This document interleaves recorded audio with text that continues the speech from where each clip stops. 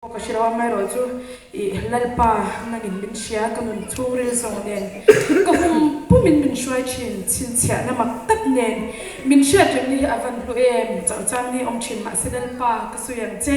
lom na dang ma min lon tir ti karil ro aron oma chowang chuan lalpa yan min sharin china